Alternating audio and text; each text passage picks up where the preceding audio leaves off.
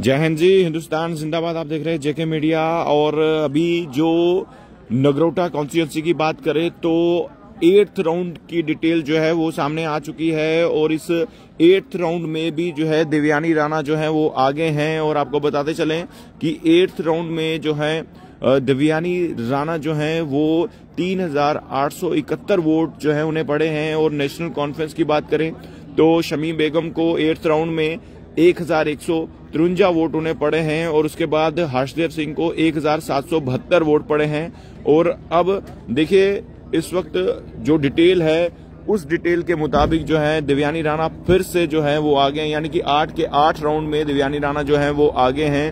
और अब 34,101 वोट से जो है देवयानी राणा जो है वो आगे बढ़ चुकी हैं। और अब नेशनल कॉन्फ्रेंस यहाँ हर्षदेव सिंह की बात करें तो देवयानी राणा तक पहुंचना लगभग नामुमकिन सा लग रहा है। और अब जो टक्कर है दूसरे और तीसरे के बीच में लग रही है नेशनल कॉन्फ्रेंस और हर्षदेव के बीच में, क्योंकि नेशनल कॉन्फ्रेंस की बात करें तो शमीम बेगम को 8,753 वोट जो हैं वो टोटल जो है पड़ चुके हैं और हर्षदेव सिंह को 10,578 वोट्स। तो यानी कि इन दोनों के बीच में जो है अभी फाइट है नेशनल कॉन्फ्रेंस और हर्षदेव के बीच में, शमीम बेगम या फिर अभी यूं कह लीजिए हर्षदेव के बीच में।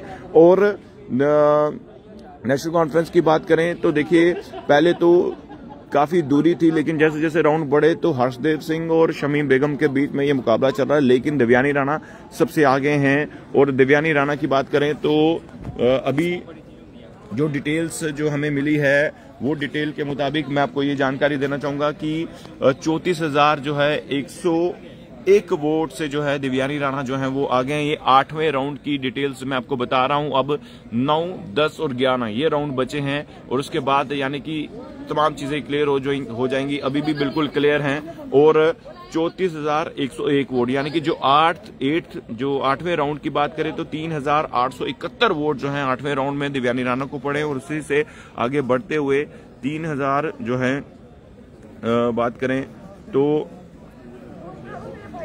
अभी जो पूरी जानकारी मैं फिर से आपको बताना चाहूंगा 3,000 यानी कि 34,101 वोट आप कह सकते हैं। और 8वें राउंड की जो डिटेल्स हैं वो मैं अब तक साझा कर रहा हूं। और जिसमें हर्षदेव सिंह की बात करें या फिर नेशनल कॉन्फ्रेंस की शमीम बेगम की बात करें तो या फिर देवयानी राणा की बात करें तो इन सब की जो डिटेल्स हैं जो मैं आपको जानकारी दे रहा हूं। और अभी जैसे जैसे जो चीजें सामने आ रही हैं वैसे वैसे जो है सब चीजें क्लियर हो रही हैं। और 34,101 वोट जो है लेकर देवयानी राणा जो है सबसे आगे चल रही है। 8,753 वोटों से जो नेशनल कॉन्फ्रेंस उन्हें टोटल वोट जो है शमीम बेगम को पड़े हैं।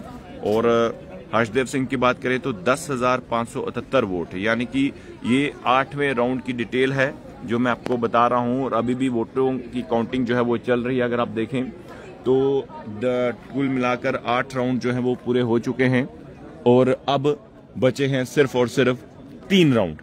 3 राउंड में क्या होगा, क्या कुछ होगा, कितना बदलाव होगा। लेकिन नेशनल कॉन्फ्रेंस या हर्षदेव सिंह की बात करें तो इन दोनों के बीच में तो मुकाबला है, लेकिन देवयानी राणा बहुत आगे हैं। यानी कि 8वें राउंड में ये क्लियर हो चुका है कि देवयानी राणा को अब छू पाना कहीं ना कहीं मुश्किल सा लग रहा है। और नगरोटा के विधायक जो हैं अब देवयानी राणा ही होंगी, जो आंकड़े इस वक्त दिखने को मिल रहे हैं। क्योंकि 3 राउंड है, 3 राउंड में जो बाकी बचे वोटों की काउंटिंग होगी।